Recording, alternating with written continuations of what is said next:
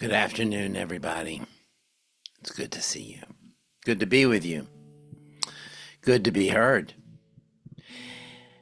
We're, of course, rapidly coming to Passover, to Pesach.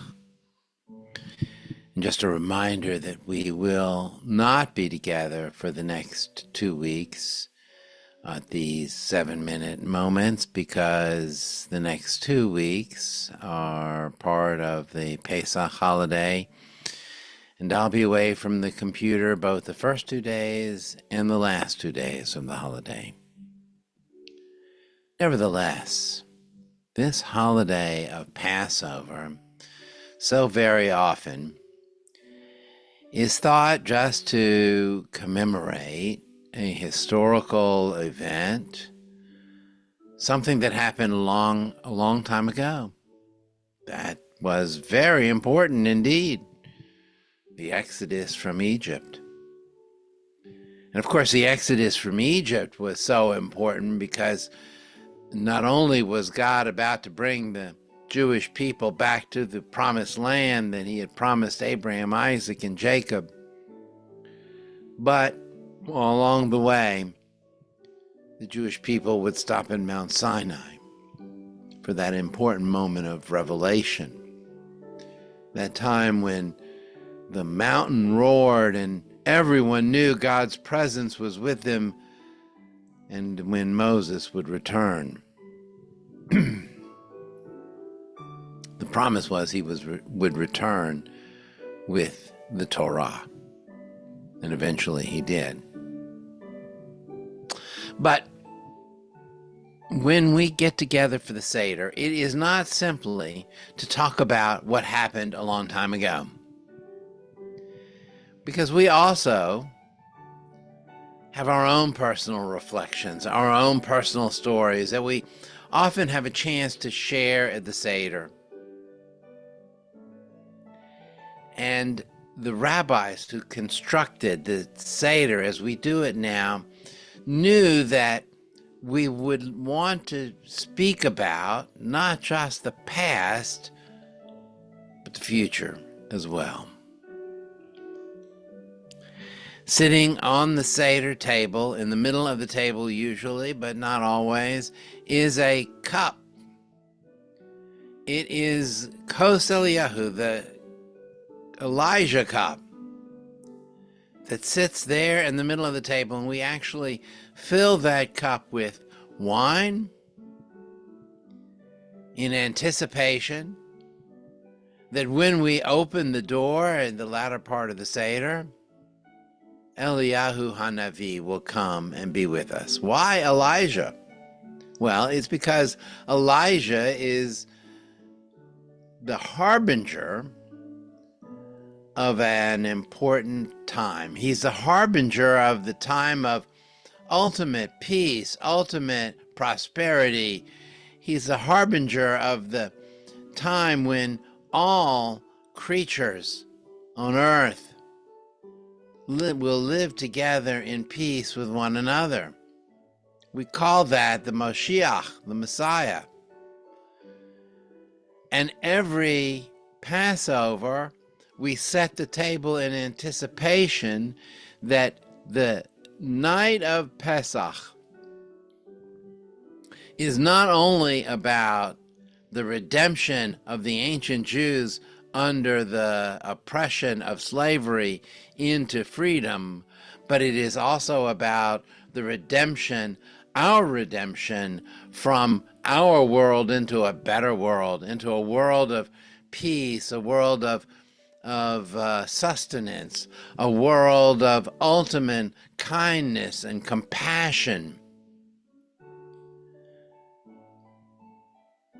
It is a personal prayer then. Passover is not just a national treasure, a national celebration, but a personal remembrance as well, a personal anticipation. If it could happen then, under the rule of Pharaoh, it can happen now in just as a miraculous nature where we find out that we are on the precipice of a greater time, a greater era, a greater moment of promise for the world. We're so sure of it, we go ahead and take some of that precious wine and we pour it in a cup and we reserve it for Elijah. And we say, Elijah is so sure to come to us with this message that we will pour a cup for him. We will open the door for him. We will know that the message of Passover is not simply what happened in the past. The message of Passover is what can be in the future. If those Israelites could be redeemed, then we too have the possibility of redemption in our time. Not just a national redemption, but a personal redemption as well. And the symbols of the Seder, the matzah, the maror, the charoset, the 4 cups of wine, all of these are not simply about the past. They're about the living in the present moment and the anticipation of what can be in the future. That's why at the end of the Seder, when we say to one another, L'shana haba b'Yerushalayim, next year in Jerusalem, we anticipate that next year we can all be together, not just in the physical place of Jerusalem, but in that spiritual place, because Jerusalem, that city of what we call it, the city of peace, Yerushalayim, that city of peace will be available for all of us. And so we end the Seder with those words, next year we'll be redeemed. If it wasn't this year, next year we'll have that personal redemption. And we'll look forward. Passover is as relevant today for us and in our lives as it was for our ancestors who faced oppression and sought freedom, as we seek personally to shed our own oppression and to seek freedom for ourselves as well. The Mourner's Kaddish, Yitgadal v'Yitkadash Shemei Rabbam, B'alma divra kirutei v'yamlich malchutei, B'chayechon v'yamechon v'chayei dechol Beit Yisrael, B'hagala v'izman kariv v'imru amen.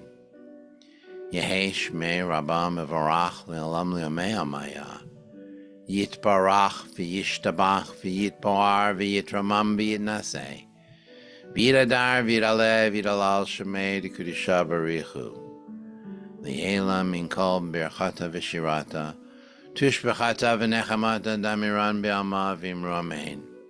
Yehei Shlomo Rabba min Shemaya, V'chayim aleinu v'al kol Yisrael v'imru amen. Oseh shalom b'imrumav, Hu yaseh shalom, aleinu v'al kol Yisrael v'imru amen.